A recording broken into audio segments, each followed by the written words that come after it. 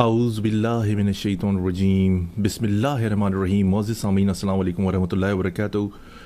आपकी जानी पहचानी आवाज़, आपका मेज़बान मोहम्मद तौसीफ़ सिद्दीकी आपसे मुखातिब है। सामीन, हमारे प्रोग्राम की तफ़सीलात समाअत फरमा लीजिए। हमारे स्टेशन पर आप कॉल कर सकते हैं या व्हाट्सएप कॉल कर सकते हैं। इसके लिए डायल कीजिए 773-766-1416। और सामीन, तकरीबन हमारे 15 साल के लगभग प्रोग्राम सोशल वेबसाइट पे भी आप सुन सकते हैं रिकॉर्डेड। इसके लिए वेब ब्राउज़र पर टाइप कीजिए www.talkshoe.com, बातें जूता.com। सर्च बॉक्स या कॉल आईडी बॉक्स में एंटर कीजिए 91736। आप एंटर कीजिए। बहुत सारी नामवर शख्सियात मौजूद हैं, जिसमें दानिश्वर, सहाफ़ी, पॉलिटिशियन, फ़नकार, साइंटिस्ट, डॉक्टर्स, इंजीनियर्स या कोई भी ऐसी शख्सियत जिसे अल्लाह ताला ने मामूली या गैर मामूली कोई भी सलाहियत दी है। हम कोशिश करते हैं कि अपने प्रोग्राम ए ज़िंदगी radio web TV Chicago USA में उनको दावत दें और उनकी सहर को उनको शुरू से आप भी फ़ायदा उठाइए और हम भी फ़ायदा उठाएँ। सामीन, आपको जैसे कि पता है कि अपने प्रोग्राम की इब्तिदा तिलावत कलाम पाक से शुरू करते हैं। मुनीफ सिद्दीकी हमारे साथ ऑन एयर हैं, अपनी खूबसूरत आवाज़ में तिलावत कलाम पाक पेश करेंगे। सुनिए, एक छोटे से ब्रेक के बाद आपकी खिदमत में हाजिर होते हैं। ये आपका अपना प्रोग्राम ए ज़िंदगी radio web TV Chicago USA है। अऊज़ु बिल्लाहि मिनश्शैतानिर्रजीम। बिस्मिल्लाहिर्रहमानिर्रहीम। أرأيت الذي يكذب بالدين فذلك الذي يدع اليتيم ولا يحض على طعام المسكين فويل للمصلين الذين هم عن صلاتهم ساهون الذين هم يراءون ويمنعون الماعون صدق الله العظيم। जज़ाकल्लाह मुनीफ सिद्दीकी कि आपने खूबसूरत आवाज़ में तिलावत कलाम पाक पेश की, आपका बहुत शुक्रिया। सामीन, हमारे साथ इंतहाई अहम शख्सियत आज प्रोग्राम में शामिल हैं, तो हमारे प्रोग्राम में जुड़े रहिए। एक छोटे से ब्रेक के बाद हमारे स्पॉन्सर हैं प्लेजेंट ट्रैवल। सुनिए उन्हें, बड़े अच्छी उनके पास डील्स हैं। एक छोटे से ब्रेक के बाद आपकी खिदमत में हाजिर होते हैं। और एक एक अल्फाज बड़ा कीमती है आज के प्रोग्राम का, कराची सिंध के हवाले से और कराची में रहने वाले जितनी भी कौमियतों के लोग हैं उनके लिए भी, और बिलखुसूस महाजिर जो वहाँ पर अरसे दराज से, जिन्हें मैं महरूमीन पाकिस्तान कहता हूँ, उन जो मुश्किलात का शिकार हैं, उस पर हम अहम गुफ्तगू आज करेंगे जनाब नदीम नुसरत साहब से, जो चेयरमैन है वॉइस ऑफ कराची के। सुनते रहिए प्रोग्राम ए ज़िंदगी radio web TV Chicago USA. एक छोटे से ब्रेक के बाद आपकी खिदमत में हाजिर होते हैं। Are you looking for a vacation or planning for Hajj or Umrah? For the best rates and amazing packages, contact Pleasant Travel. Located at 6257 North Clark Street, Chicago, Illinois. Contact them. Their phone number is 773-508-1927. Their email is pleasanttravel@hotmail.com. Travel to countries like Pakistan, USA, Canada, India, UK, Europe, Russia, Turkey, Egypt, UAE, Australia, Asia, Africa, and more. And make your trip memorable with Pleasant Travel.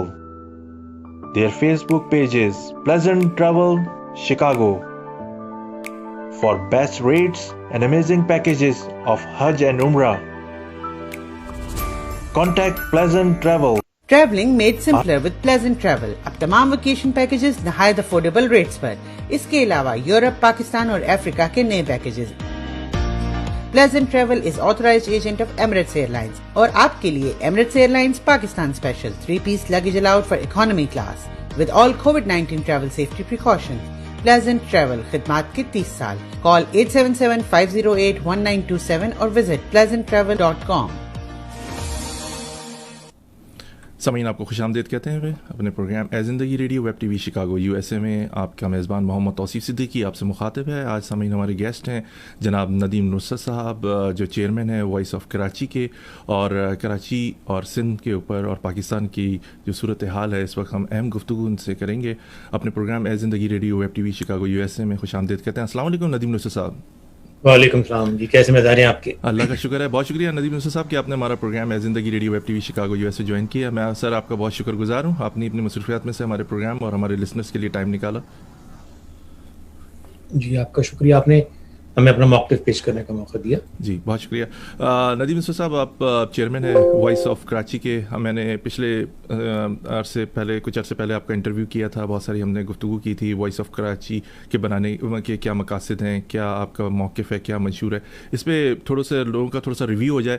اس بارے میں تھوڑا سا بتائیے کہ آپ کی جو آواز اٹھائی ہے کراچی کے جو لوگ ہیں جنہیں میں عموماً اپنے الفاظ میں محرومین پاکستان کہتا ہوں, ان کے لیے اور جو پرابلمس ہیں, آپ کا کیا منشور ہے اور وائس آف کراچی کے کیا مقاصد ہیں اس آرگنائزیشن کو بنانے کے؟ وائس آف کراچی کے قیام کے مقاصد وہی ہیں جس کے لیے پوری زندگی ہم نے اپنی جدوجہد کی تھی, سیاسی جدوجہد کی تھی, ایک کارکن کے طور پہ, ایک ذمہ دار کے طور پہ. اور وہ یہی ہیں کہ جو سندھ کے شہری علاقوں میں جو اکثریتی گروپ ہے, کراچی, حیدرآباد, میرپور خاص, نواب شاہ سکھر, یہ وہ لوگ ہیں جو ہندوستان سے ہجرت کر کے آئے. ان میں دو قسم کے لوگ تھے جنہوں نے ہجرت کی, ایک مشرقی پنجاب سے جو پنجابی سپیکنگ لوگ آئے, اور ایک وہ آئے جو مسلم اقلیتی صوبوں میں رہتے تھے. مشرقی پنجاب کے لوگ جو ہیں وہ جو زبان بولتے تھے, جو کلچر بولتے تھے, وہ انہیں ویسٹ پاکستان میں مل گیا. جو مسلم اقلیتی صوبوں سے آئے لوگ, ان کی زبان اور کلچر ڈیفرنٹ تھا. اس کے علاوہ وہ بڑے ڈیولپڈ ایریاز سے آئے تھے جہاں تہذیب اور تعلیم کے لحاظ سے کم از کم 1 صدی کا فرق تھا. تو اس کا یہ ہوا کہ جب وہ لوگ یہاں آئے تو جو ایک اسمپشن تھی کہ ان کو یہاں پہ مذہب کے نام پہ ایکسیپٹ کر لیا جائے گا, وہ نہیں ہوا. اور پھر کوٹا سسٹم, خاص طور پہ جو بھٹو نے جب پیپل پارٹی بنائی اقتدار میں, جب وہ ذوالفقار علی بھٹو آئے تو انہوں نے آنے کے بعد کئی کام کیے. ایک تو انہوں نے یہ کیا کہ نیشنلائزیشن کے نام پہ صنعتیں اور تعلیمی ادارے, بزنسز قومیہ لیے. سب جانتے ہیں کہ زیادہ تر یہ بزنسز, تعلیمی ادارے مہاجروں کی ملکیت تھے. دوسرا کام انہوں نے یہ کیا کہ کوٹا سسٹم لگایا, اس میں شہری علاقوں کی انہوں نے جو ہے نمائندگی جو ہے ملازمتوں داخلوں میں وہ ان کی آبادی سے کہیں کم کر دی. پھر انہوں نے کوٹا سسٹم سے پہلے مردم شماری میں دھاندلی کی. میرے پاس وہ اخباری کٹنگ موجود ہیں جس میں یہ عدالت میں ایک بیان دیا گیا کہ اس زمانے میں جو سیکٹری داخلہ تھے جنیجو صاحب, انہوں نے کہا کہ جب 73 کی مردم شماری کے رزلٹ تیار ہو گئے تو بھٹو صاحب نے مجھے بلا کے کہا کہ کراچی کی آبادی کتنی ہے, تو میں نے ان سے کہا کہ 65 لاکھ. تو انہوں نے کہا اس کو آدھا کر دو. جب آپ آدھی آبادی کر رہے ہیں 70s میں, تو اس کا مطلب ہے صوبائی قومی اسمبلی میں آپ کی نشست سے بھی 50% کم ہو گئی. اسی طرح جو آپ کا حق بنتا ہے ملازمتوں میں وہ بھی کم ہو گیا. اسی پوری محرومی, اسی انجسٹسز کے نتیجے میں جو ہے وہ MKM بھی وجود میں آئی تھی. اور پھر وائس آف کراچی ان بنیادی مقاصد جن کی وجہ سے ہم نے جدوجہد شروع کی تھی ان کی وجہ سے وجود میں آئی ہے. یہ ایک سیاسی جماعت نہیں ہے, اس کی کوئی پولیٹیکل ایمبیشنز نہیں ہیں. ہم نے اپنی پوری زندگی سیاست نہ چاہتے ہوئے بھی کی, اور جو اصل مقاصد تھے وہ کہیں نہ کہیں جو ہے وہ اگنور ہو گئے. اور اب جو مقصد ہے صرف اور صرف یہی ہے کہ سندھ کے شہری علاقوں کو انتظامی طور پر علیحدہ کیا جائے. جس طرح پاکستان میں اور صوبے ہیں, اس طرح میں سمجھتا ہوں کہ پاکستان کو شدید ضرورت ہے اس وقت انتظامی یونٹس کے قیام کی جس میں شہری علاقوں پر مشتمل. یعنی آپ کے علم میں ہے کہ ابھی نیوز ویک نے 4 دن پہلے ایک گلوبل انڈیکس شائع کی ہے جس میں کراچی کا شمار دنیا کے 10 بدترین شہروں میں ہوتا ہے. بس بدترین شہر, ایسے ایسے شہر ہیں اس میں آپ یقین نہیں کریں گے کہ ان کی صف میں کراچی کھڑا ہے, جبکہ وہ شہر ہے جس کے رہنے والے, جس کے باسی 47 سے آج تک سب سے زیادہ ٹیکس دے رہے ہیں, جن کے ٹیکسوں سے پورا سندھ چلتا ہے. آج وفاقی وزیر فواد چودھری صاحب نے کہا, انکشاف کیا کہ وفاقی حکومت گزشتہ 2 سالوں میں سندھ حکومت کو 1600 ارب روپے دے چکی ہے. اس کے علاوہ اس سال 750 ارب اور دے رہے ہیں. یہ سب پیسہ کہاں جا رہا ہے؟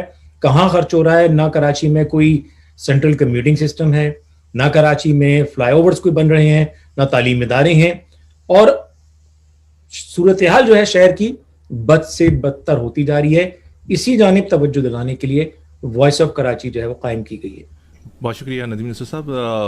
سامعین اپنے پروگرام کے توسط سے ایک اور کچھ چیزیں ایڈ بھی کر دیں اس میں کہ جب پاکستان بنا تو قائد اعظم محمد علی جناح صاحب کو مہاجروں کی شدید ضرورت پڑی, کیونکہ ایک قوم بننا بہت ضروری تھا, ورنہ پاکستان ریپبلکن کنٹری نہیں بن سکتا تھا. یہ آج مہاجروں کی ہی کاوش ہے کہ وہ آئے اور انہوں نے پاکستان کی باغ ڈور سنبھالی, اور مختلف الزامات دیے گئے کہ ہم نے ان کی مہمان نوازی کی گئی, کی ان کو جگہ دی رہنے کے لیے. یہ عرصے دراز سے دیکھتے ہوئے آئے کہ مہاجروں کو دوسرے درجے کا شہری سمجھا گیا, کہ نہ کہ یہ کہ ان لوگوں نے کلیدی کردار ادا کیا پاکستان بنانے میں. میں اپنی عمر کے اس حصے سے آپ کو بتاتا چلوں, جب میں نے دیکھا آنکھ کھولی تو دیکھا کہ مجھے پتہ چلا کہ پکا قلعہ کا واقعہ ہو گیا, سراب گوٹ کا واقعہ ہو گیا, اور رنگی ٹاؤن کا واقعہ ہوا, جہاں ہمارے مسلمان مہاجر جنہیں تشدد کا نشانہ بنایا گیا, پھر مہاجروں کی طرف سے بھی اسلحہ اٹھایا گیا اپنے دفاع میں, اور تسلسل سے کراچی میں ٹارگٹ کلنگ رہی, تعلیمی ادارے تباہ کر دیے گئے, جاب پر ان پر پابندی لگا دی گئی, کوٹا سسٹم لگا دیا گیا, اور اب تو تعلیمی اداروں میں بھی ان کی انٹری آہستہ آہستہ بند کی جا رہی ہے. ملازمتوں کے دروازے تقریباً بند ہو چکے ہیں, صرف پرائیویٹ جو کمپنیز ہیں وہاں ان کو کچھ جابس وغیرہ مل جاتی ہیں, اور اب تو باقاعدہ لکھا جاتا ہے کہ اردو سپیکنگ یا مہاجر جو بھی ان کو نام آپ دینا چاہیں دے سکتے ہیں, اور یہ ان کی انٹری نہیں ہے. حال ہی میں ایک بڑا افسوسناک واقعہ بحریہ ٹاؤن میں رونما ہوا. ملک ریاض صاحب کی کنسٹرکشن وہاں پر جب تک چل رہی تھی, جب تک تو کچھ بھی نہیں ہوا, ہیوی مشینری وہاں پہ کام کر رہی تھی. جب یہاں پر لوگوں نے اپنی تعمیرات شروع کر دی, کروڑوں اربوں روپے کی انویسٹمنٹ کی گئی وہاں پر, اور اچانک ہی احتجاج کے نام پر اس املاک کو نقصان پہنچا دیا گیا, جلاؤ گھیراؤ کیا گیا, اور شکر ہے کہ اسلحے کا استعمال نہیں ہوا, ورنہ بہت ساری قیمتی جانیں جو ہوتی ہیں وہ ضائع ہو جاتی ہیں. اس کے بعد بالخصوص کراچی میں بسنے والے محرومین پاکستان میں دوبارہ احساس محرومی پیدا ہوئی. کیا دوبارہ پکا قلعہ کا واقعہ رونما ہونے جا رہا ہے, یا دوبارہ سے مہاجروں پر حملہ کیا جائے گا, ان کی املاک پہ قبضہ کر لیا جائے گا؟ تو اس کے بعد جو صورتحال آئی اس کے بارے میں ہم ندیم نصرت صاحب سے گفتگو کریں گے. ندیم نصرت صاحب, یہ بتائیے کہ یہ جو واقعہ ہوا بحریہ ٹاؤن کا, کیا آپ سمجھتے ہیں کہ یہ مہاجروں پر حملہ تھا, یا کراچی کو یا سندھ کو ایک اکھاڑا بنانے کی دوبارہ سے کوشش کی گئی تھی, قتل و غارت گری کی طرف لے کے جانے کی؟ کیا کہیں گے اس بارے میں سر آپ؟ میرا خیال ہے کہ جو آپ نے وجوہات بیان کی ہیں یہ سب مل کر ایک بیسکلی پلازیبل ایک وجہ سمجھ میں آتی ہے. یہ جو آپ نے بات کہی میں اس سے 100% اتفاق کرتا ہوں کہ برسہ برس یہ زمین جو ہے کنسٹرکشن کے دور سے گزرتی رہی. میں سمجھتا ہوں کہ بہت سارے لوگوں کو یہ حقائق نہیں پتا کہ یہ زمین چند بلوچ گوٹ تھے ان پر, اور زرداری جب پاور میں آئے, صدر بنے, تو انہوں نے یہ زمین خالی کرائی. اس میں جن لوگوں نے مزاحمت کی ان میں سے کئی لوگ جعلی پولیس مقابلوں میں مارے گئے, اور اس کا الزام راو انوار پر آیا. یہ سب کچھ ہوتا رہا, اس کے بہت سارے بینیفیشری تھے. جیسے آپ نے خود ابھی بیان کیا کہ لوگ زمین اونے پونے داموں ملک ریاض کو بیچی گئی, سندھ حکومت اور زرداری نے بیچی. دونوں نے, بیچنے والے نے اپنا پیسہ بنایا, ڈیولپ کرنے والے نے اپنا پیسہ بنایا. خریدنے والے وہ مہاجر تھے یا کراچی کے جو رہنے والے پنجابی ہیں یا کوئی اور زبان بولنے والے. انہوں نے پوری زندگی کی اپنی جمع پونجی خرچ کر کے وہ پراپرٹیز خریدی. ان پر حملہ کون کر رہے ہیں؟ وہ لوگ جن کا ان زمینوں پر کوئی کلیم نہیں تھا. اور حملہ کس پر ہو رہا ہے؟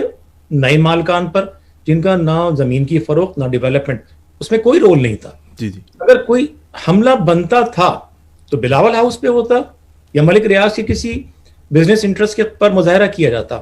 آپ بائر کو جو ہے وہ پریشان کر رہے ہیں, جو چور ہیں, جو چوری شدہ سامان بیچ رہے ہیں, ان کے خلاف کوئی ایکشن نہیں ہو رہا. اور اس میں دیکھیں درجنوں ویڈیوز سامنے آ چکی ہیں, میں آپ سے شیئر بھی کر سکتا ہوں, اور مجھے یقین ہے کہ آپ نے بھی دیکھی ہوں گی. جی جی.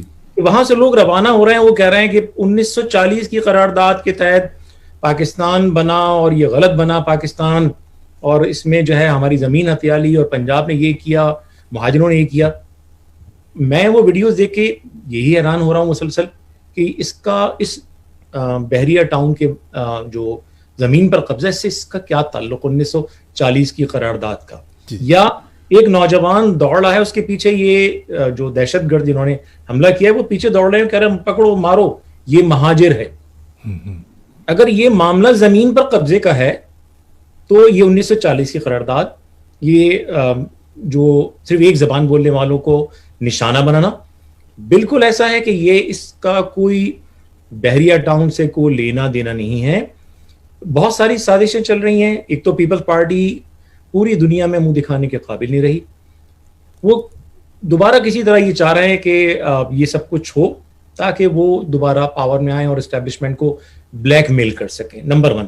سیکنڈ یہ کہ جن لوگوں نے زمینیں لی ہیں ان میں سے بہت سارے لوگ پریشان ہیں، وہ چاہ رہے ہیں کہ وہ اونے پونے بیچ کے دوبارہ مہاجر علاقوں میں یا جو بھی ان کی پاکٹس ہیں اس میں چلے جائیں. کون ہوگا؟ پیسہ کس کے پاس ہے سب سے زیادہ پاکستان میں؟ ملک ریاض زرداری. وہ اونے پونے خریدیں گے اور دوبارہ ان چیزوں کو بیچیں گے. اس وقت ضرورت اس بات کی ہے کہ سپریم کورٹ، سیاسی جماعتیں اور اسٹیبلشمنٹ اس کا نوٹس لے، کیونکہ اگر نوٹس نہیں لیا گیا تو پھر یہ جو ایک شبہ جو ڈیولپ ہو رہا ہے وہ یقین میں بدل جائے گا کہ اس کے پیچھے سب کے سب شامل ہیں، اور اس کا مقصد ایک بار پھر مہاجروں کو سزا دینا ہے. اور میں پھر یہ کہوں گا، دیکھیں آپ نے پکا قلعے کا تذکرہ کیا، 30 ستمبر کو بھی یہی ہوا تھا کہ حیدرآباد میں 250 لوگوں کو شہید کیا گیا تھا آدھے گھنٹے میں، اور یہی سارے کیریکٹر سے اس قتل عام کے پیچھے جنہوں نے اس واقعے میں حصہ لیا تھا، خاص طور پر ڈاکٹر قادر مکسی. اسی طرح بے نظیر بھٹو کا قتل پنڈی میں ہوا تھا. ریکارڈ پہ موجود ہے کہ بے نظیر بھٹو کے قتل کے بعد کراچی حیدرآباد میں اگلے 3-4 گھنٹے تک سڑکوں پر وحشیانہ رقص ہوا تھا، اور 10,000 گاڑیاں چلائی گئی تھیں، سینکڑوں دکانیں، ہزاروں ٹھیلے والے، اور یہ تک ہوا تھا کہ انڈسٹریل علاقے میں پوری بس اغوا کر کے جو گارمنٹ فیکٹری کی ملازم جو ہوتی تھی خواتین غریب گھروں کی، ان کو اغوا کر کے ریپ کیا گیا تھا. یہ سب ریکارڈڈ واقعات ہیں. اگین یہ سب دہرانے کی سازش ہو رہی ہے، اور بدقسمتی سے جن کو لیڈر کہا گیا وہ ان کو سلوٹ نہ صرف کر رہے ہیں بلکہ پکا قلعے اور 30 ستمبر کو کہہ رہے ہیں یہ فسادات ہوئے تھے. جناب والا 30 ستمبر یا پکا قلعہ میں کوئی فساد نہیں ہوا تھا، اس میں ایک حملہ آور تھا اور ایک وہ تھے جو وکٹم تھے. فساد 2 لوگوں کے درمیان ہوتا ہے. یہاں نہتے لوگوں پر مسلح لوگوں نے حملہ کیا، طاقتور لوگوں نے حملہ کیا، اور یہی صورتحال تھی جس نے کراچی میں لوگوں کو مجبور کیا تھا کہ وہ گیٹس بنائیں.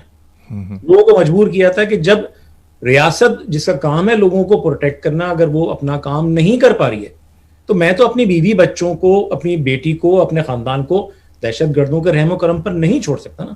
یہ تو خدا کی طرف سے دیا ہوا میرا بنیادی حق ہے کہ جس ریاست جس کو میں ٹیکس بھی دے رہا ہوں، جس کی اطاعت بھی کر رہا ہوں، جس کا میں وفادار بھی ہوں، میں اپنا سارا رول پلے کر رہا ہوں، لیکن ریاست مجھے نہیں بچا رہی ہے. تو اب میرے پاس کیا آپشن رہ گیا ہے کہ میں خود کسی پر حملہ نہیں کروں، لیکن کم از کم مجھے یہ حق تو ہے نا کہ میں اپنے گھر کو دہشت گردوں کے حملے سے محفوظ رکھوں.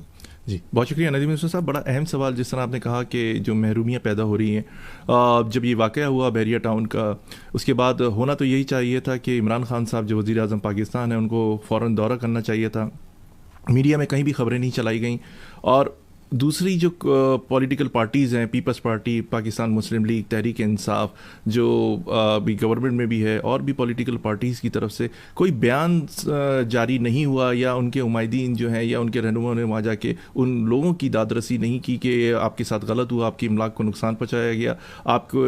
کیونکہ وہاں پر انشورنس کا بھی ایک بہت بڑا پرابلم ہے، کیونکہ وہاں سے کورٹ کے بھی آرڈر ہے کہ یہ زمین جو ہے یہ ملک ریاض صاحب نے جس طرح زبردستی حاصل کی ہے، جس طرح حاصل کی ہے، یہ متنازع ہے. کراچی کا پانی کاٹ کے وہاں پر پہنچا دیا گیا، ساری چیزیں ہوئی ہیں.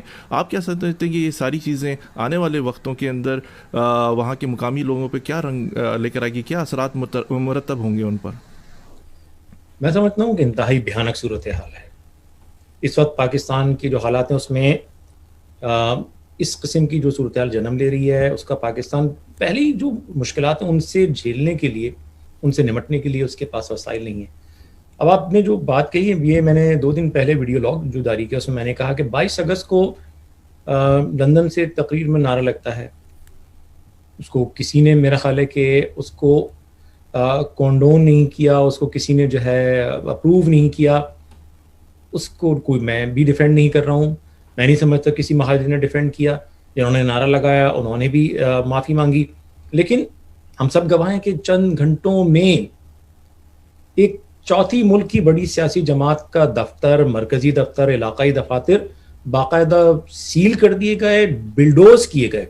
ہزارہا لوگ یا تو روپوشی میں چلے گئے یا گرفتار ہو گئے, حتیٰ کہ خواتین تک گرفتار ہوئیں. اگلے دن Jamaat Islami, P T I اور دیگر جماعتیں تمام اسمبلیوں میں, سینٹ میں, قومی اسمبلی میں قراردادیں لے آتی ہیں. ایک فرد واحد پر اتنا واویلا, پوری جماعت کے لوگوں کے کان پکڑ کے جو ہے کئی گروپ بنوا دیے گئے. یہاں ویڈیوز موجود ہیں کہ لوگ کھلے عام پاکستان نہ کپے, سندھو دیش, جیے سندھو دیش کے نعرے لگا رہے ہیں. بحریہ ٹاؤن کے سب سے بلند پول پر چڑھ کر دن دہاڑے جیے سندھ کا پرچم لہرایا جا رہا ہے. نہ صرف اس پورے عمل کو کسی نے روکا, بلکہ اگلے دن میڈیا پر کمپلیٹ بلیک آؤٹ, کسی اسمبلی میں کوئی قرارداد نہیں. وزیر اعظم تو اس وقت بھی نہیں آئے تھے جب کراچی میں پچھلے سال درجنوں افراد بارشوں میں جو ہے ڈوب کے کرنٹ لگنے سے جاں بحق ہوئے تھے. اربوں کھربوں روپے کا لوگوں کا نقصان ہوا تھا. وزیر اعظم صاحب اس وقت بھی نہیں آئے تھے. کراچی میں طیارہ گرا تھا, اتنے لوگ شہید ہوئے تھے, وزیر اعظم اس وقت بھی نہیں آئے. کوئی سیاسی جماعت کبھی نہیں آئی. یہی المیہ ہے جس کی بنیاد پر 90-80 کی دہائی میں کراچی میں جن جذبات نے جنم لیا. میں بار بار نشاندہی کر رہا ہوں کہ جس طرح ایک شعر ہے نا کہ وقت کرتا ہے پرورش برسوں, حادثہ ایک دم نہیں ہوتا. یہی اس وقت ایک تسلسل کے ساتھ پرورش ہو رہی ہے, لوگ دیکھ رہے ہیں. یہ وہ ہاری کسان نہیں ہے جو 50 سال تک جن کو آپ چونا لگا کر جیو بھٹو کہلواتے رہے. یہ وہ لوگ ہیں جنہوں نے پاکستان بنایا. یہ پاکستان کا سب سے پڑھا لکھا طبقہ ہے. ہو سکتا ہے کہ خوف کی وجہ سے, ریپرائزل کے فیئر کی وجہ سے لوگ کہہ نہیں رہے ہیں, لیکن اس وقت اردو بولنے والے مہاجروں میں انتہائی شدید محرومی ہے. اور اگر سوشل میڈیا کوئی انڈیکیٹر ہے تو آپ اس کو اسیس کر لیں. اس پہ جو پوسٹ چل رہی ہیں وہ انتہائی تشویشناک ہیں. اور میں سمجھتا ہوں اگر ریاست نے, سویلین حکومت نے, سیاسی جماعتوں نے اگر شہری علاقوں کو ریلیف دینے میں اپنا رول پلے نہیں کیا گیا تو کل خدا نخواستہ جو صورتحال جنم لے گی اس میں یہ تمام لوگ برابر کے ذمہ دار ہوں گے. جی بہت شکریہ ندیم یوسف صاحب. لگ ایسے ہی رہا ہے کہ جس طرح اسرائیل نے فلسطینیوں کے ساتھ کیا اور زمینیں خریدتے رہے اونے پونے داموں, آگے چل کے لگتا ہے ایسا ہی ہے کہ یہ غلامی ان کا مقدر کہیں نہ بن جائے, اللہ نہ کرے. اگر اتحاد اور لوگوں نے ہوش نہیں لیا تو اتحاد کے متعلق بڑی اہم آپ سے سوال کرنا ہے کہ جیسے یہ بحریہ ٹاؤن کا واقعہ ہوا اس کے بعد آفاق احمد صاحب نے پریس کانفرنس کی, فاروق ستار صاحب بھی آئے, سب نے اتحاد کی بات کی, اور آفاق احمد صاحب نے کہا کہ میں تمام پی ایس پی ہیں اس سے بھی تعاون کرنے کے لیے تیار ہوں. اتحاد بنانے کی باتیں ہوئیں, بہت سارے معاملات طے کرنے کی باتیں ہوئیں اور مہاجر قوم کے لیے ہوئیں. اس سے پہلے ندیم صاحب ہم دیکھتے ہیں کہ ایم کیو ایم کو میں جب آفاق احمد صاحب نے انٹری لی 90s کے اندر, بڑی پاور سے آئے, لیکن ان کو وہ کامیابی حاصل نہیں ہو سکی اسٹریٹ پر جو ہونی چاہیے تھی. پھر اس کے بعد آگے چل کے 22 اگست کا جس طرح آپ نے ذکر کیا کہ نعرہ لگا, معافی بھی مانگی گئی الطاف حسین صاحب کی طرف سے, ساری باتیں خط بھی لکھے گئے, ساری چیزیں ہوئیں, معافی نہیں دی گئی. ہم اس کے برعکس دیکھتے ہیں کہ پشاور کی طرف سے جو آوازیں آئیں, چزگزئی صاحب کی طرف سے, کھر صاحب کی طرف سے, اندرون سندھ میں آج جب وہ لوگ جو شرپسند تھے ان کو گرفتار کیا گیا تو عدالت میں بھی ان کو جب پیش کیا گیا تو وہ سب کے سامنے سندھ و دیش کے نعرے لگا رہے تھے. اور اس کے علاوہ یہ بھی دیکھتے ہیں کہ رینجرز کے آفس پر احتجاجی مظاہرہ بھی ہوا اس کے دوسرے دن. ساری چیزیں ہم دیکھتے ہیں. ادھر فاروق ستار صاحب کو بھی کوئی اکثریت نہیں حاصل ہوئی. حیدرآباد کی طرف ہم دیکھتے ہیں ان کو بھی کوئی خاطر خواہ کامیابی حاصل نہیں ہوئی 22 اگست کے بعد. آپ دیکھ رہے ہیں کہ اتحاد کی بات ہو رہی ہے, کیا آپ سمجھتے ہیں کہ الطاف حسین صاحب کو دوبارہ سے مائنس کر کے اتحاد قائم ہو سکتا ہے؟ اس کا جواب یہ میں کئی بار دے چکا ہوں, میں نے اپنا تجزیہ پیش کیا ہے کہ دیکھیں لوگ یہ کہتے ہیں کہ ان کو مائنس کر کے نہیں ہو سکا یا ان کو پلس کر کے ہو سکتا ہے. اس کو اس تناظر میں دیکھیں کہ الطاف حسین صاحب پر پابندی جو ان کے خطابات پہ لگی تھی وہ 2015 میں لگی تھی. NA 246 کے الیکشن کے بعد آصف علی زرداری نے راونوار کے ذریعے ایک پریس کانفرنس کرائی تھی جس کے بعد بڑا شدید احتجاج ہوا کراچی میں اور پھر وہ راونوار کو سسپینڈ کیا گیا اور اس کے بعد انہوں نے پھر تقریر کی اور تقریر میں کچھ ایسی باتیں کہیں جس پر ان کے خطابات پر پابندی لگ گئی. لیکن اس کے 7-8 مہینے بعد جب الیکشن ہوتے ہیں دسمبر 2015 میں بلدیات کی, تو کراچی, حیدرآباد, میرپور خاص تینوں جگہ بلدیات میں MQM جیت جاتی. ان کی اسپیچز نہیں ہوتی, کوئی تقریر نہیں کر سکتے تھے وہ, لیکن MQM بھاری اکثریت سے تینوں شہروں میں جیت جاتی ہے.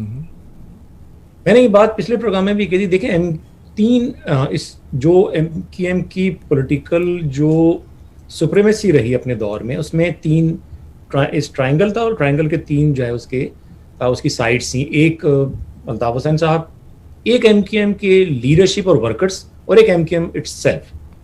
یہ تینوں جب کلک ہوتے تھے, جب یہ سنکرونائز ہو کے کام کرتے تھے, تو بیسکلی سکسیس ملتا تھا. اب وہ گراؤنڈ پر نہیں ہے. اس دوران انہوں نے درجنوں اپیل کی کہ بھئی لوگ جمع ہوں وہاں عزیز آباد میں مکہ چوک پر, یا پروفیسر ظفر عارف کی برسی پر آئیں لوگ. انہوں نے خطابات میں لوگوں سے جو ملک سے باہر ہیں ان سے کہا بھئی تم واپس جاؤ, کچھ کرو. کسی نے توجہ نہیں دی. 6 سال ہو گئے آج تقریباً اس پوری صورتحال کو, لیکن وہ اپنی طاقت ڈیمونسٹریٹ نہیں کر سکے ہیں. جو گراؤنڈ پر لوگ ہیں وہ اپنی طاقت جو ہے نہیں کر سکے ہیں. میں ابھی کل رات میں ریکارڈز دیکھ رہا تھا, اینالائز کر رہا تھا کہ پچھلے 4-5 سال میں MQM کا ووٹ بینک, تو میں دیکھ رہا تھا کہ تسلسل کے ساتھ گرتا چلا گیا ہے. آج ڈاکٹر خالد مقبول کے حوالے سے سوشل میڈیا پہ چل رہا ہے جس میں وہ کہہ رہے ہیں کہ بھئی مہاجر نام پر ایک تنظیم تو موجود ہے, جس کو آنا ہے ہم میں شامل ہو جائے. اب بات اگر دلیل سے کریں گے تو ان کو سارے, میں چاہوں گا کہ وہ پیپر دکھاؤں کہ آپ جس چیز پر اپنا کلیم اسٹیک کر رہے ہیں وہ 2015 کی MQM 16 کی MQM نہیں ہے. آپ نے 2018 میں انتہائی پورلی پرفارم کیا. آپ نے جتنے جلسے کیے وہ جماعت اسلامی سے کمپیئر کریں گے, آپ کسی اور جماعت سے کریں گے تو شاید کہیں کھڑے ہوں, لیکن اگر MQM کی جو ہسٹری رہی ہے اس کا وہ 1% بھی نہیں تھے. اس کے علاوہ کراچی میں بھی کووڈ کا معاملہ آیا, بارشوں کا معاملہ آیا, آپ کی جماعت کمپلیٹلی ایبسنٹ تھی, کوئی لیڈرشپ اس نے رول پلے نہیں کیا.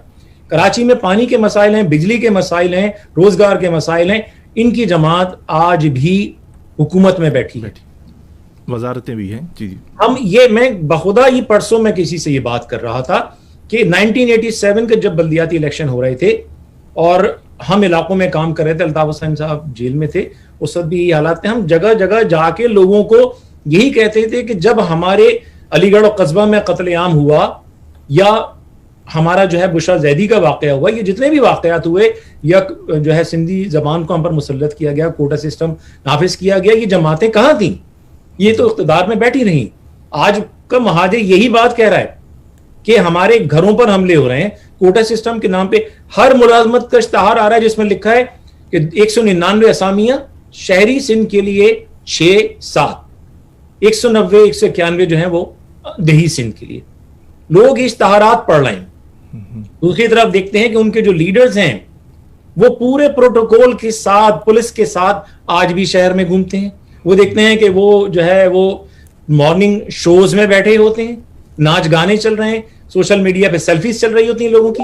لوگوں کے پاس نہ بجلی نہ روزگار, وہ بجلی کا بل دیتے ہیں, بجلی ہوتی نہیں ہے, پانی کا بل دیتے ہیں, ٹینکر خریدنا پڑتا ہے, ملازمت انہیں مل نہیں رہی ہے, اور لیڈرشپ جو ہے وہ پارلیمنٹ میں بیٹھ کے سیلفیاں کھنچوا رہی ہے یا جو ہے وہ وزارتوں کے حلف اٹھانے میں ہے.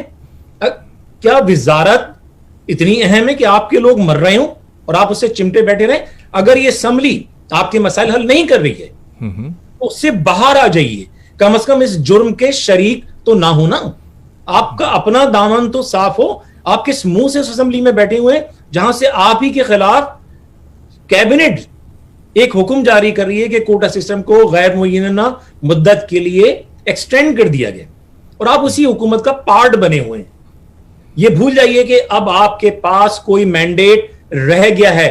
2016 کو وہ MQM ختم ہو گئی, اس کا مینڈیٹ آپ کا نہیں ہے. آپ کی ہسٹری 2016 اگست کے بعد سے شروع ہوتی ہے.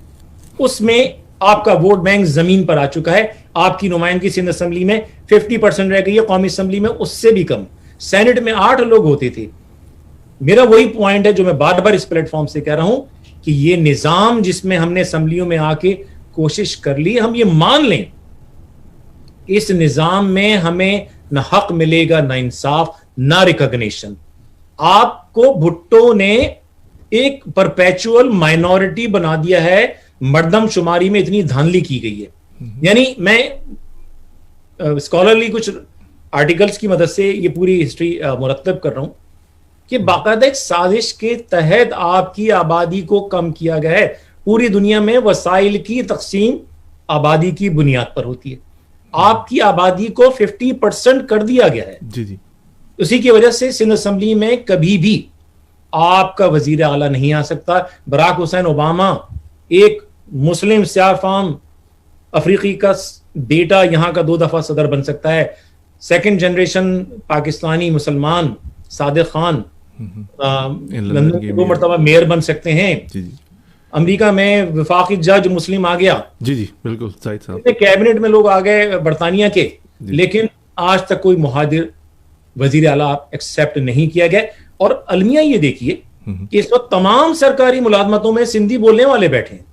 تمام بیوروکریسی, تمام جج, یعنی جج جو ہیں وہ آج کراچی کے ایک وکیل سے میری چند دن پہلے ملاقات ہوئی. انہوں نے کہا کہ یہ سچویشن ہے کہ میں چھوڑ کر سب یہاں اس لیے آ گیا ہوں کہ جب ہم اپنے آرگیومنٹ اردو میں دیتے ہیں تو جج سننے سے انکار کر دیتے ہیں, انگلش میں انکار کر دیتے ہیں. وہ کہتے ہیں کہ آپ سندھی میں بات کریں, مجھے سندھی نہیں آتی.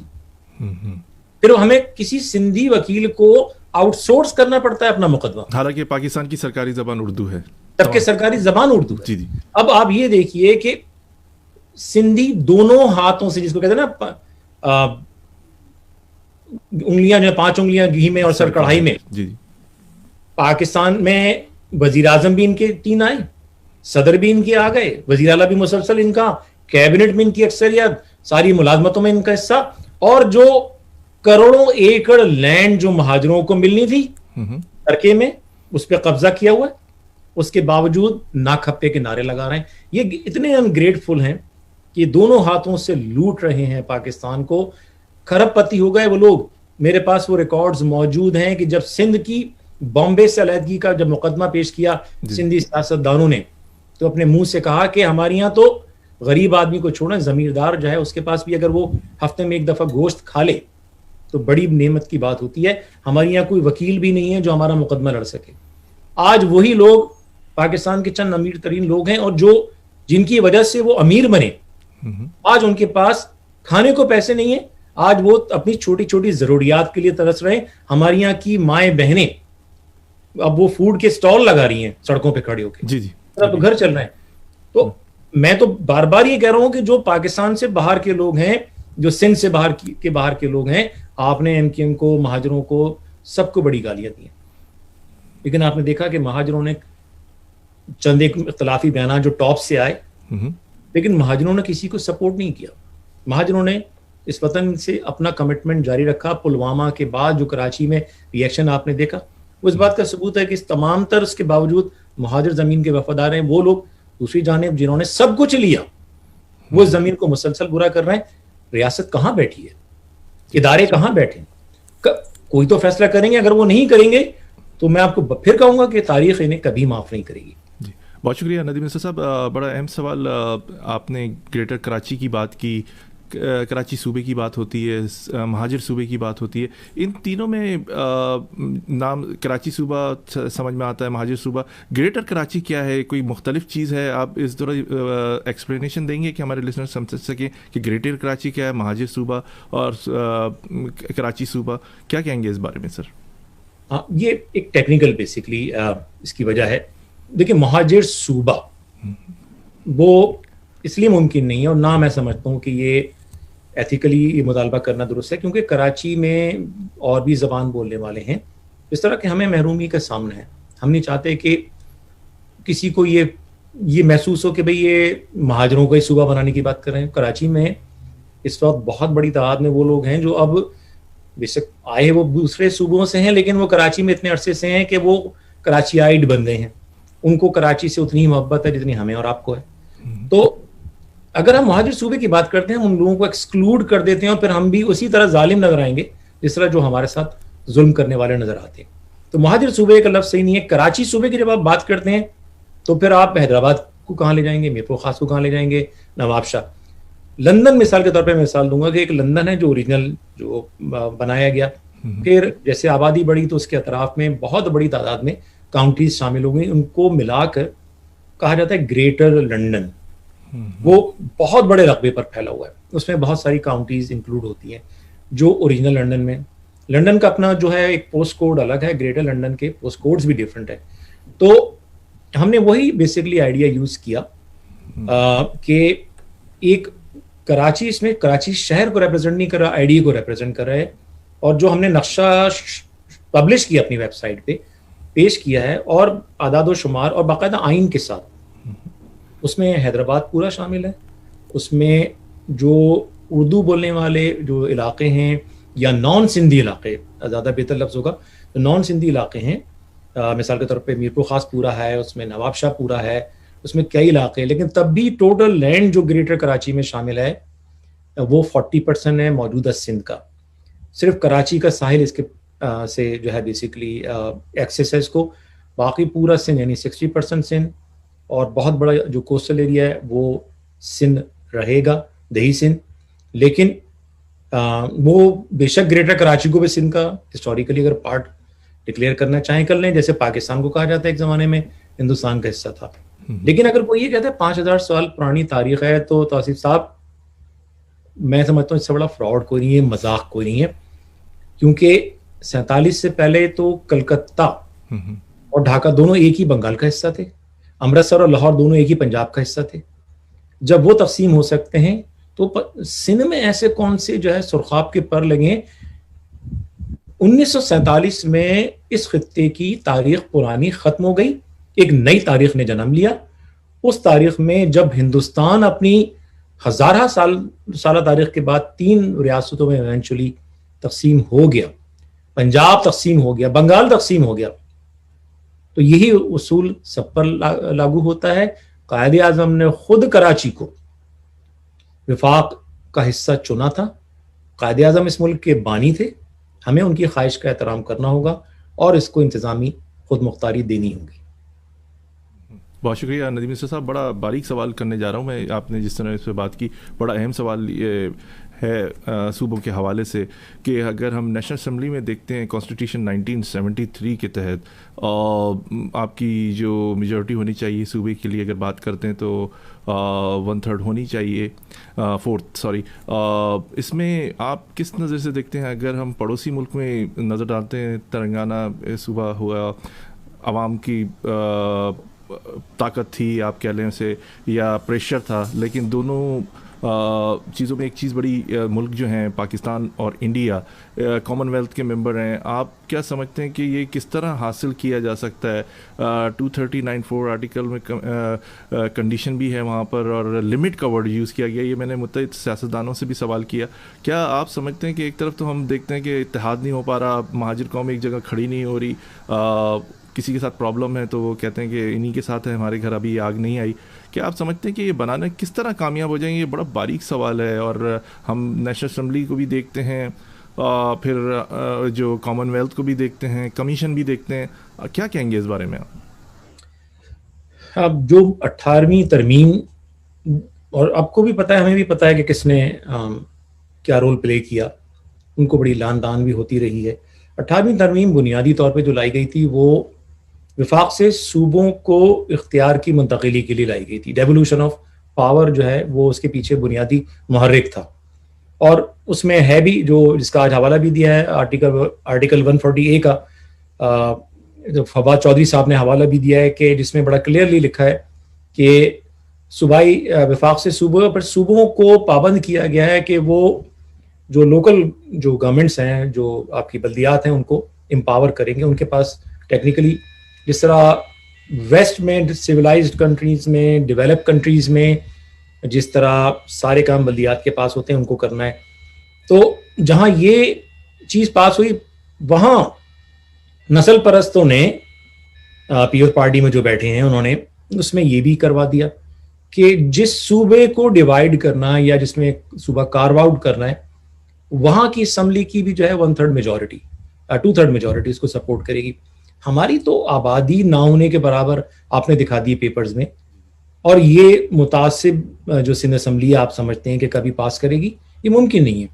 تو آئینی طور پر تو اس لیے ہمارا یہ بار بار کہنا ہے کہ 73 کا آئین اپنی موجودہ جو اس کا خد و خال ہے اس میں مکمل طور پہ ایبسلوٹ جو ہے وہ فیل ہو چکا ہے. اس کو نہ صرف تبدیل کرنے کی ضرورت ہے بلکہ پاکستان کو ایک نئے سوشل کانٹریکٹ کی ضرورت ہے. آپ کسی بھی کمپنی کی کامیابی ناکامی کا جب موازنہ کرتے ہیں, اس کا تجزیہ کرتے ہیں, تو آپ دیکھتے ہیں کہ وہ کہاں تھی اور کہاں کھڑی ہے. ہم جب پاکستان کو دیکھتے ہیں تو ہمیں نظر آتا ہے کہ ہر گزرتے برس کے ساتھ وہ خرابی کی طرف گیا. تو 73 کے آئین نے وہ جو مارچ تھا ٹورڈز جو ہے وہ فیلئر, اس کو روکنے کے بجائے یا ریورس کرنے کے بجائے اس نے اس کو اور ایکسپیڈائٹ کیا ہے. پاکستان خراب سے خراب تر ہو رہا ہے. اب ایک تھیوری ضرور کچھ لوگ ہم سے بھی بہت ریسنٹلی شیئر کیے کہ یہ جو پوری جو ہندوستان کی تقسیم ہوئی تھی, جن ڈاکیومنٹس کی بنیاد پر ہوئی تھی, اس میں کہیں نہ کہیں یہ پروویژن موجود ہے کہ انٹرنیشنل کمیونٹی خاص طور پہ کامن ویلتھ کا ہیڈ یعنی برطانیہ انٹروین کر سکتا ہے. اور یہ ساری چیزیں جو ہیں ان کے علم میں اگر آتی ہیں یا اگر کوئی کیس اسٹیبلش ہوتا ہے تو اس کو ہونا ضروری ہے. تو بہرحال لیکن مسئلہ وہی ہے جو آپ نے بھی کہا کہ جب آپ یہ آبجیکٹو لینے جا رہے ہیں اور بھانت بھانت کی بولیاں ہوں بیچ میں, تو میرا خیال ہے کہ اس سے پہلے ہمیں ایک اس ایشو پر جو ہم کر رہے ہیں محنت کے اس پہ کنسنسس ڈیولپ کریں, سیاست کو ختم کر دیں. جب ہم نے لوگوں سے صوبے کی بات شروع کی تو سب نے یہی کہا کہ ہم پہ بڑا دباؤ. جتنے گروپس بیٹھے ہیں وہ لٹرلی ایک ایک چیز پوچھ کے کرتے ہیں, تو ان کو جو ہے کلیئرنس نہیں ملی جب صوبے کی یا ہم سے بات کرنے کی, تو وہ پیچھے ہٹ گئے. ہم نے کہا دیکھیں ہمارا آپ سے صرف ایک ہی بات کا, یعنی آپ کو جب کوئی مرض ہوتا ہے تو آپ تشخیص کرتے ہیں نا, تو ہم نے تشخیص یہ کی ہے کہ ہمارے مسائل کی بنیاد کیا ہے. کہ آپ حکومت میں آئے ایم کیو ایم میں, آپ 42 اراکین لے کر آتے ہیں, تب بھی جو ہے وہ قاف لیگ کا جو ہے وہ پرائم منسٹر سی ایم بنایا جاتا ہے کیونکہ سندھی ناراض ہو جائیں گے. ان کی خواہش کو مد نظر رکھتے ہوئے آپ میجورٹی گروپ ہوتے ہیں تب بھی کچھ نہیں کر پاتے, اور مائنورٹی میں تو آپ کچھ بھی نہیں کر پاتے. آپ نے کہا مجھ سے لوگوں نے مجھے بتایا کہ ہم جب جنرل مشرف کے ساتھ تھے تو 5000 پولیس والوں کو بھرتی کروانے کی فائلیں ریڈی ہوئیں, لیکن ارباب غلام رحیم نے اس کو سائن کر کے نہیں دیا. آپ نے جنرل مشرف کے دور میں کراچی میں 18 ٹاؤن بنائے, پیپلز پارٹی پاور میں آئی, اس نے اپنی عددی اکثریت کو استعمال کر کے وہ پورا قانون ریپیل کر دیا. اب آپ کے سامنے حل موجود ہے کہ اس اسمبلی میں اس نظام میں آپ کچھ نہیں کر سکتے. نسل پرست بیٹھے ہیں, جو آپ کروائیں گے وہ اس کو ریپیل کر دیں گے. ان کے پاس نمبرز ہیں, آپ کے پاس نمبرز نہیں ہیں. تو آپ کو اس اسمبلی میں بیٹھنے کا, اس سینٹ میں بیٹھنے کا, اس قومی اسمبلی میں بیٹھنے کا کوئی فائدہ نہیں ہے. ایک پوائنٹ پر اتفاق کر لیں. اگر آپ مثال کے طور پہ ایک گروپ کے سربراہ کو بہت وہ ہے کہ بھئی میں سب کچھ پہ تیار ہوں, میرا رول کیا ہوگا. دوسرے سے بات کرتے ہیں کہ بھئی میں سپورٹ کرنے کو تیار ہوں, لیکن جو ہے میں نے بھی کوشش کی اور مجھے یہی مجھ سے سوال ہوتا ہے کہ بھئی اس کو ہیڈ کون کرے گا. تو میں نے کہا بھئی یہ آپ اپنی اناؤں کو خوددارا چھوٹا کر لیں. قوم کے مسائل آسمان پر ہیں, آپ اپنا قد ان سے اونچا نہ کریں. حل یہ ہے کہ اگر آپ کو یہ ہے کہ ہم مرج نہیں ہو سکتے تو اگر 5 گروپ ہیں تو 5 گروپ ایک پولیٹیکل اور الیکٹورل الائنس بنا لیں. لیڈرشپ کا یہ کریں کہ ہر جماعت اپنی اپنی لیڈرشپ کا نام پروپوز کرے, ایک ڈبے میں ڈال لیں. 5 جماعتیں, 5 کے ہیڈ, اس میں سے جو پہلا نام نکلے گا اس کو آپ شروع کے 3 یا 6 مہینے کے لیے ہیڈ بنا دیں, پھر اسی دوسرا نام کو نیکسٹ, اس طرح پھر وہ ایک سائیکل بنا لیں. اس طرح آپ کی لیڈرشپ کا بھی مسئلہ حل ہو گیا کہ آپ اپنی جماعت کے ابھی بھی سربراہ ہیں, اور الائنس میں بھی آپ کو برابر کا موقع ملے گا. ایک نقطے پر متفق ہو جائیں. اسی طرح جتنی جس علاقے میں کارکنوں کی اکثریت ہے پلس مہاجر و کابرین کو ملا لیں, ایک نشستوں کی تقسیم کا فیصلہ بھی کر لیں, فارمولا بنا لیں کہ بھئی ہم نے ایکس گروپ کو اتنی دینی ہے, وائی گروپ کو اتنی دینی ہے. ابھی حالیہ جو بلدیہ ٹاؤن کے الیکشن ہے، وہ جو آج بات کر رہے ہیں نا کہ مہاجروں کی جماعت موجود ہے اور ہم بہت بڑی جماعت ہے، کیا شروع ہوا آپ کا؟ 5ویں نمبر پر آپ آئے ہیں. آپ یہ کلیم نہیں کر سکتے، اب آپ ریپرزینٹ کرتے ہیں کیونکہ آپ ٹکڑوں میں تقسیم ہو گئے. لیکن اگر آپ وہی 2 گروپ جنہوں نے 8-9 ہزار ووٹ لیے ان کو اگر آپ کمبائن کر لیں تو آپ وہ سیٹ جیت گئے تھے. لیکن بدقسمتی سے میں بار بار یہ کہہ رہا ہوں کہ ہم کسی کا نام لے کے اس کو کرٹیسائز نہیں کرنا چاہتے، لیکن یہ جو ہمارا شک تھا وہ یقیناً بدل گیا ہے کہ اس وقت جو لیڈرشپ ہے وہ لوگوں سے سنسیئر نہیں ہے. وہ آپس میں بیٹھ کے بند کمرے میں، ان کو نہیں پتا، جیسے کہتے ہیں نا کہ وہ روم جل رہا تھا اور نہرو جو ہے وہ بانسری بجا رہا تھا.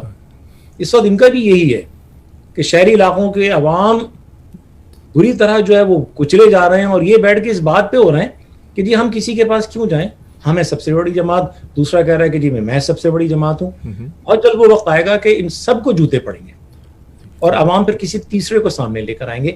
ان لوگوں کی نااہلیوں نے عوام کو تیسرے کسی کو لے کر کوئی نئی پارٹی آپ کی طرف اشارہ ہے یا کوئی نئی قیادت، کیا کہیں گے؟ کوئی نہ کوئی یہ تو ہوگا نہیں نا کہ لوگ پٹتے رہیں اور ان کے اعمالوں کو اگنور کرتے رہیں. اور آج بھی ان میں جو 1-2 نام ہیں انہوں نے سنسیئرٹی کا مظاہرہ کیا ہے، اور میں دیکھ رہا ہوں سارے جو آثار اور قرائن ہیں جو لوگوں سے ڈسکشن ہو رہا ہے، لوگ اب اس بات پہ نہیں ہو رہے کہ کس کا ماضی کیا تھا، لوگ اب معاف کرنے پر بھی لوگوں کو تیار ہیں اس ایک نقطے پر کہ ہمیں ماضی کو چھوڑ کے آگے بڑھنا ہے. تو اگر کوئی آدمی اس نقطے کو لے کے گراؤنڈ سے لیڈ کرتا ہے تو ہم اس کا ساتھ دینے کو تیار ہے. اور میں سمجھتا ہوں اس حوالے سے پیش رفت جلدی ہوگی، کوئی نیا چہرہ سامنے آئے گا، اور وہ لوگ جو انکار کر رہے ہیں ان کے پاس صرف 2 آپشن ہوں گے، یا تو گھر جائیں یا نئے قافلے کو جوائن کریں. نہیں صاحب، جس طرح ابھی آپ بات کر رہے ہیں کہ نقطے پہ بات ہوگی، کیا آپ سے اتنے آپ نے فارمولے بتایا کہ یہ مسئلے مسائل کراچی کے بتایا، آپ سے کبھی حال ہی میں کسی نے ملاقات کی یا اپنے ساتھ بات کرنے کی یا آپ کو اپنے ساتھ ملانے کی بات کی؟ دیکھیں ہم تو وہ لوگ ہیں جو معدوب سمجھے جاتے ہیں نا، بہت ساری گڈ بکس میں نہیں ہیں ہم، کیونکہ ظاہر سی بات ہے کہ برے وقتوں میں ہم نے جو رول پلے کیا ہمیشہ ایم کے لیے، اس کے نتیجے میں سینیٹر کوئی اور بنا، وزیر کوئی اور بنا، ہم الزامات مقدمات کو فیس کرتے رہے زندگی بھر، آج بھی جیرا وطن ہے. لیکن ہمیں اس کا غم نہیں ہے، ہمارا مقصد آج بھی لیڈرشپ نہیں ہے.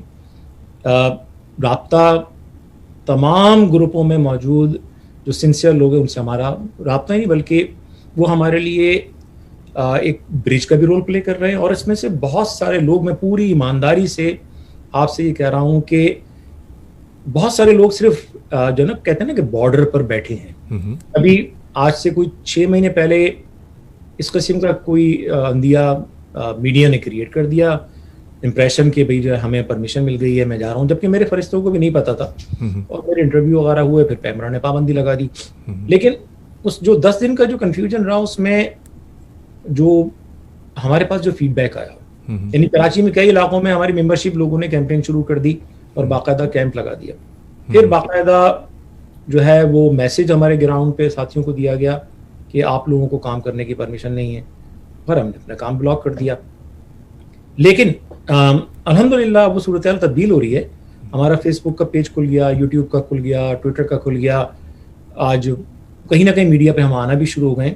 کیونکہ ظاہر سی بات ہے، میں نے یہ پچھلے دنوں بھی یہ بات کہی تھی کہ بے پناہ پروپیگنڈا ہمارے خلاف کیا گیا، بے تحاشا پروپیگنڈا، اور جتنا غیروں نے کیا ہم اس سے زیادہ اپنوں نے کیا. ان کی سیکیورٹیز جو ہیں وہ نہیں چاہتی، جبکہ ہم ان کو بار بار یہ میسج بھی دے رہے ہیں کہ ہم آپ کے قدموں سے کارپیٹ چھیننے نہیں آئے.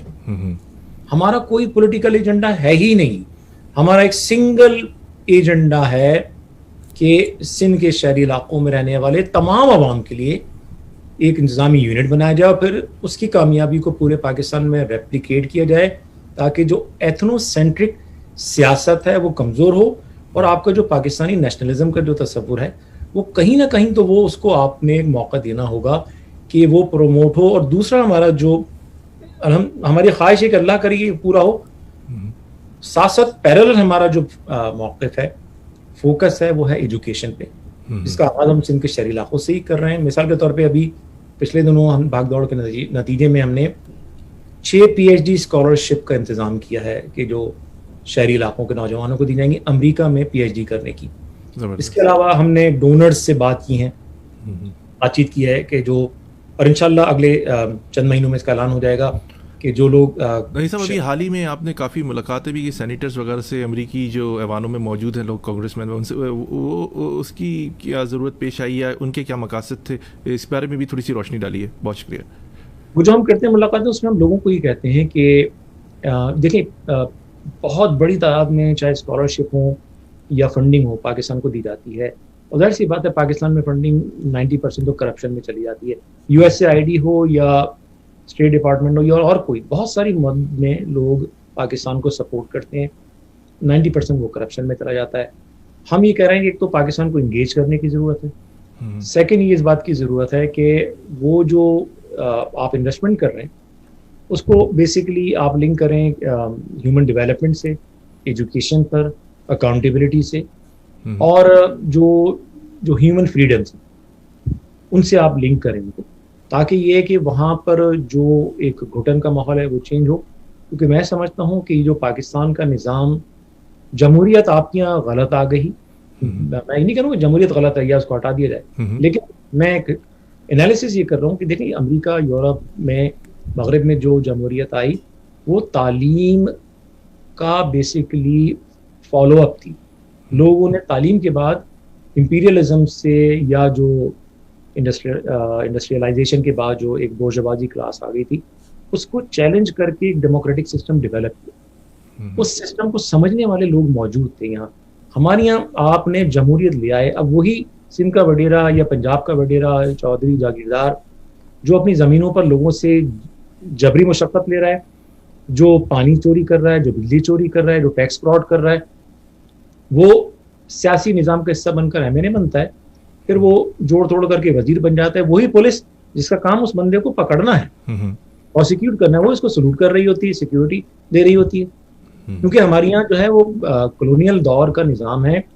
ہم یہ جو انسانی سیٹ اپ بنایا گیا تھا یہ صاحب بہادر کے لیے بنایا گیا تھا. برطانیہ میں آپ چلے جائیے, وہاں پرائم منسٹر بھی پولیس والے, عام سڑک پولیس والے کو ڈکٹیٹ نہیں کر سکتا. ہمارے یہاں سارے اپوائنٹمنٹ جو ہوتے ہیں چاہے وہ پروسیکیوشن میں ہو یا پولیس میں, وہ پولیٹیکل وہ لوگ کرتے ہیں جو خود کرپٹ ہیں. تو تعلیم کا ہونا ضروری ہے. تعلیم آ جائے گی آپ دیکھیے کہ عوام خود ہی نظام کو بدل دی. ندیم سر, آخری سوال بڑا اہم آپ سے کہ آپ نے بہت ساری باتیں بتائیں, سولوشن بھی بتائے کہ اس طرح تعلیم کے متعلق آپ نے کئی بات. کراچی کا دیرپا امن کس طرح قائم ہو سکتا ہے؟ یہ تسلسل سے کچھ عرصے بعد ہم ویڈیوز دیکھتے ہیں جو مہاجروں کے خلاف کہی جاتی ہیں, مہاجروں کے روزگار بند کر دیے گئے, ساری چیزیں. دیرپا حل کیا, مہاجروں کو اب آگے کیا کرنا چاہیے, کیا کوئی سلوشن ہے آپ کے پاس؟ کیا کریں مہاجر کہ وہ ایک ہو جائیں؟ کیا کریں مہاجر جو ان کی جو طاقت تھی پہلے جو توڑ دی گئی اور جس طرح ٹوٹی وہ آپ بھی جانتے ہیں. سب کے لیے معافی ہے, الطاف حسن صاحب کے لیے معافی نہیں ہے, یا اگر کوئی مہاجر بچہ پکڑا جاتا ہے پولیس میں کسی جرم میں یا اس کو اٹکا دیا جاتا ہے, اس کے لیے معافی نہیں ہے, باقی سب کے لیے معافی ہے. کیا کہیں گے آپ کو, کس طرح کوئی سولوشن بتائیے کہ کس طرح یہ ایک ہو سکتے ہیں, مسئلے مسائل حل ہو سکتے ہیں, کون کر سکتا ہے اور کیسے ہو سکتے ہیں؟ میں سمجھتا ہوں کہ تاریخ نے مواقع تو بہت دیے توصیف صاحب, لیکن لیڈرشپ جو ہے نا بہت بڑی امانت ہوتی ہے. جب آپ کو یہ پتا ہو کہ آپ کروڑوں لوگوں کو ریپرزینٹ کر رہے ہیں اور آپ ایک جملے کے نتیجے میں لوگوں کی زندگی چلی جائے گی یا بچ جائے گی, تو آپ کا ایک ایک لفظ جا کے وہ امانت ہوتا ہے. اب جو کچھ اس امانت کے ساتھ جو ہوا اس کا خمیازہ جو ہے وہ آج ہم سب بھگت رہے. تو شکوہ جو ہے, ایک بات یہاں پر ہے کہ الطاف حسن صاحب کو کہتے سبھی لیڈر ہیں. میں جب آپ کا اعلان ہوا کہ آپ کا انٹرویو کر رہا ہوں تو اس وقت بھی بہت سارے آپ ہی کے لوگ جو تھے اور دوسری گروپس وغیرہ کے جو لوگ تھے وہی کہہ رہے جو بانی ہیں اور رہنما ہیں اور لیڈر ہیں وہی ہیں, پھر ان کے ساتھ بھی نہیں ہیں. یہ بھی ایک بڑا متنازع بات ہے میرے نزدیک. دیکھیں میں اس پہ تفصیلی بات بھی کر سکتا ہوں. جو آپ کہیں گے کہ میں سمجھتا ہوں کہ جو ہمارے یہاں جو عوام کی محرومی کا سبب ہے وہ یہ ہوتا ہے کہ ہم بھٹو کو جب لیڈر مانتے ہیں نا اپنا نسل مان لیتے ہیں, جب نہرو خاندان کو مان لیتے ہیں پھر مان لیتے ہیں, نتیجہ یہ ہوتا ہے کہ پھر ہم لوگوں سے احتساب کرنا چھوڑ دیتے ہیں, پھر وہ جو چاہیں کریں ہم یس مین بن جاتے ہیں. اس کے نتیجے میں یہ ہوتا ہے کہ ہمارے مسائل پس سے پس چلے جاتے ہیں. ہم لوگوں کو یہ ایشورنس دے دیتے ہیں کہ آپ جو بھی کرو ووٹ آپ کو ہم نہیں دیں گے. جب آپ یہ جمہوریت میں جو بار بار الیکشن بنائے گئے تھے اسی لیے تو بنائے گئے ہیں بھائی کہ آپ ڈیلیور کریں تو آپ کو ووٹ پڑے. لیکن جب آپ اس پورے فیئر سے نکل جائیں کہ میں ڈیلیور کروں نہ کروں, میں کھمبے کو کھڑا کروں, ووٹ اس کو مل رہا ہے, تو پھر آپ ڈیلیور نہیں کرتے, پھر آپ آئیں بائیں شائیں کرتے ہیں اپنی جو ہے نا سیاست, آپ اس کو پھر آپ اپنا ایک تفریح سمجھ لیتے ہیں. ہمارے لیے یہ جو سیاست نہیں تھی ایم کیو ایم, ایک تحریک تھی. ہماری زندگیوں کا, ہمارے مستقبل کا, بچوں کے مستقبل کا دار و مدار ایم کیو ایم کی کامیابی سے تھا. جب ہم نے ڈیلیور نہیں کر سکے, تو اگر میں 31 سال سے ایگزائل میں ہوں, میں نے اپنے والدین کے جنازے میں شرکت نہیں کی یا پورے اور ہزاروں چیزیں جھیلی, اب اگر مثال کے طور پہ میں دیکھ رہا ہوں جس مقصد کے لیے میں آیا ہوں پورا نہیں ہوا, تو کیا میرا اخلاقی جمہوری حق نہیں ہے کہ میں سوال کروں؟ اگر سوال کروں تو وہ غداری نہیں ہونا چاہیے, اور اگر میں سوال کا جواب نہ ملے اور میں کوئی اور راستہ اختیار کروں تو میرا حق ہے. اگر میں جماعت اسلامی کو یا جے یو پی کو یا پی پی یا نون لیگ کو چھوڑ کر ایم کیو ایم میں آ سکتا ہوں, تو ایم کیو ایم کو چھوڑ کر کسی اور جماعت میں جانے کا مجھے حق ہونا چاہیے. اس کا مطلب کہیں یہ نہیں ہوتا کہ آپ غداری کر رہے ہیں, یہ کر رہے ہیں. میرے نزدیک ایک پولیٹیکل ورکر اور لیڈرشپ کے درمیان جو رشتہ ہے, اور یہ میں پوری کئی برس کی لیڈرشپ پر ریسرچ کے بعد بتا رہا ہوں, تو پیورلی ٹرانزیکشنل ہونا چاہیے. کروم ویل کو پورا انگلینڈ جو ہے کہتا ہے وہ بہت اچھا لیڈر تھا, بڑا ڈیواؤٹ کرسچن تھا. اسی کروم ویل کے بارے میں اگر آپ اسکاٹ لینڈ میں چلے جائیں گے یا آپ آئرلینڈ میں چلے جائیں گے, تو وہی ڈیواؤٹ کرسچن جو پروٹیسٹنٹ تھا کروم ویل, اس نے میسیکرز کی وہاں پہ اسکاٹ لینڈ اور آئرلینڈ میں. لیکن وہی آرمی جو اس کو پائس سمجھتی تھی کروم ویل کو, اس نے اس میسیکر میں حصہ لیا کیونکہ وہی کوشچن نہیں کر رہے تھے کہ بھئی ہمارا لیڈر ہم سے انسانوں کو منوانے کا کام لے رہا ہے, یا ہمارے جو کرسچن ہیں ان کے خلاف ہی خامخواہ جو ہے وہ. میرا کہنے کا مقصد صرف یہ ہے کہ لیڈرشپ کے ایکشنز کو, چاہے وہ عمران خان کی ہو, زرداری کی ہو, بھٹو کی ہو, جب لوگ کوشچن نہیں کرتے, جب آپ ان کے ہاتھ میں اپنی لگام دے کر بھول جاتے ہیں, تو پھر نقصان اینڈ آف دا ڈے عوام اٹھاتے ہیں. ایک اور مثال جاتے جاتے میں کہوں گا, رابرٹ موگابے نے آزادی دلائی زمبابوے کو, اس کے بعد اس نے جو سلوک کیا, تو ٹریلین جو وہاں کا جو کرنسی تھی اس میں $1 ٹریلین تک چھاپے گئے. لوگ ٹریلین وہاں کی کرنسی لے کے جاتے تھے اور ایک ڈبل روٹی خرید کے لاتے. لیکن یہ جو صورتحال وہاں تک پہنچی اسی لیے ہونا کہ لوگوں نے کو حق نہیں دیا گیا کہ وہ اینالائز کرے کہ ہم کہاں کھڑے تھے, کہاں آ گئے. جب کوشچننگ غداری بن جائے نا, تو وہاں سے پھر بربادی کا آغاز ہوتا ہے. میں سمجھتا ہوں اس ایلیمنٹ کو اگر فکس کر لیا جائے, یہ بھی وقت ہے شاید کہیں نہ کہیں چیزیں بہتر ہو سکتی. نہیں کیا گیا تو وہی اجتماعی نقصان جو آج ہم سب اٹھا رہے ہیں وہ ہم اٹھاتے رہیں گے, حل کوئی نہیں نکلے. ندیم صاحب, جس طرح انڈیا میں 117 ممبرس نے ریزائن کر دیا تھا, کیا مہاجر قوم اپنی پاور سے, کیونکہ سینسس کا بھی پرابلم ہے, آپ کی پاپولیشن صحیح طرح نہیں بتائی جا رہی, کوئی کہتا ہے کہ کراچی کی آبادی 2.5 کروڑ, میں پچھلے دنوں پاکستان گیا تو مجھے تو 4 کروڑ سے بھی زیادہ لگی کراچی کی آبادی. کیا مہاجر قوم اپنی پاور پر صوبہ بنانے میں کامیاب ہو جائے گی؟ کیا سمجھتے ہیں آپ؟ بالکل ہو سکتی ہے. جب 13 سے 14% مسلمان, کیونکہ آپ کے پاس میجورٹی تو نہیں دکھائی جا رہی ہے اسمبلی کے اندر کہیں بھی, تو کیا دکھا سکتے ہیں مہاجر اپنی پاور کہ ہم اپنی پاور کی بیس پر یہ صوبہ بنائیں گے؟ میں سمجھتا ہوں کہ اگر آپ صرف مہاجروں کو کاؤنٹ کریں گے تو وہ انصاف بھی نہیں ہوگا. کراچی میں بہت بڑی تعداد میں پنجابی جو صنعت کار ہیں وہ آپ کے مطالبے سے 100% متفق ہیں. بہت بڑی تعداد میں جو پشتون آباد ہیں وہ بھی سمجھتے ہیں کہ صوبہ بننا اس علاقے کے لیے اچھا ہے. اور دیکھیں, مہاجر بنیاد پر صوبے کا مطالبہ میرے نزدیک اخلاقی طور پر غلط ہوگا. وجہ یہ ہے کہ جیسے میں نے کہا کہ لاکھوں کی تعداد میں دوسرے لوگ آباد ہیں. اس وقت پلورلزم کا دور ہے. آپ اور ہم امریکہ میں تمام جو ہے چیزیں جو ہے وہ انجوائے کرتے ہیں. ہمیں اسی ایکسپیرینس کو ریپلیکیٹ کرنا ہوگا کہ یہ جو ہے نا کانسیپٹ کہ انڈیجنسنیس جو ہے وہ, یعنی علاقے کا جو ہے وہ شہری ہونا کہ میں 5000 سال سے ہوں, یہ میرا حق ہے, یہ آرگیومنٹ فیل ہو چکا ہے. اگر ایسا ہوتا تو آج ایبوریجنز جو ہیں وہ آسٹریلیا میں ہوتے اقتدار میں, فلسطینی جو ہے وہ اسرائیل میں ہوتے, اور جو نیٹو امریکنز ہیں وہ امریکہ میں ہوتے. اس وقت یہ ہے کہ جو رہ رہا ہے اس زمین پہ، کما رہا ہے، ٹیکس دے رہا ہے، اس زمین سے لائل ہے، وہ اس کا شہری ہے، چاہے وہ مہاجر ہو یا کوئی بھی ہو. اگر سندھ کے شہری علاقوں کے عوام ان کو آج بھی لیڈرشپ مل جائے تو میں سمجھتا ہوں کہ صوبہ بنے گا. اور میں سمجھتا ہوں کہ اس وقت پاکستان سے اور بھی بہت آوازیں اٹھ رہی ہیں. ہم اس مطالبے کی حمایت میں پنجاب سے بھی اٹھنا شروع ہو گئی ہیں. اور again and of the day ہمارے گھر کو فکس کرنے کا معاملہ ہے. جب ہم نے یہ کر لیا تو پھر کوئی نہیں روک سکتا انشاءاللہ. بہت شکریہ ندیم یوسف صاحب کہ آپ نے ہمارا پروگرام اے زندگی radio web T V Chicago U S سے جوائن کیا. سر میں آپ کا بہت شکر گزار ہوں اور آپ کی باتیں بڑی امپورٹنٹ تھیں اور میں یقیناً اپنے لسنر سے اور جہاں جہاں یہ پروگرام سنا جا رہا ہے کہوں گا کہ وہ باتیں جو آپ سوالات جو ہیں اس میں جواب آپ کو آج مل گئے ہوں گے کہ ہم کیا کر سکتے ہیں, کس طرح اپنے مسئلے مسائل حل کر سکتے ہیں. ہم اپنے مسئلے مسائل اس طرح حل نہیں کر سکتے. میں اپنے پچھلے پروگراموں میں بھی متعدد بار کہہ چکا ہوں کہ اگر ڈکیتیاں ہو رہی ہیں تو آپ نے گارڈ رکھ لیا, اگر لائٹ نہیں آ رہی تو جنریٹر رکھ لیا, اگر پانی نہیں آ رہا تو ٹینکر بلا لیا یا بورنگ کروا لی یا ہینڈ پمپ لگوا لیا. یہ مسئلوں کا حل نہیں ہے. آپ ایک آزاد شہری ہیں, یہ آپ کے بنیادی حقوق ہیں جنہیں آپ نے پرامن طریقے سے حاصل کرنا ہے. حاصل کرنے کے لیے آپ کو کھڑا ہونا پڑتا ہے. جب ساری جہاں ہر قومیت اپنے حقوق کی بات کر رہی ہے, اپنی قوم کی بات کر رہی ہے, تو کیوں نہیں آپ اپنی قوم اپنے لوگوں کے لیے, کیونکہ کراچی سب کا لیکن کراچی کا کوئی نہیں. تو جب آپ کراچی میں رہ رہے ہیں, سارے بزنسز آپ کے ہیں, وہاں سے بہت سارے غیر مقامی لوگ وہاں پر مقیم ہیں. کوٹا سسٹم کی لعنت آپ کے اوپر ابھی عمران خان صاحب نے غیر معینہ مدت کے لیے نافذ کر دیا. آپ اب نہیں کھڑے ہوں گے تو پھر کب کھڑے ہوں گے؟ ایک پودا لگائیے, وہ درخت آپ کے بچوں کے لیے ہوگا.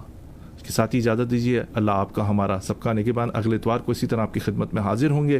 توصیف صدیقی کو اجازت دیجیے. 1 بجے شکاگو ٹائم پاکستان کے وقت کے مطابق سنڈے 11 بجے آپ کی خدمت میں حاضر ہوں گے. اگلے پروگرام میں انتہائی اہم شخصیت دوبارہ ہمارے درمیان میں ہوں گے, ان سے گفتگو کریں گے. اللہ حافظ. اللہ حافظ ندیم یوسف صاحب. اللہ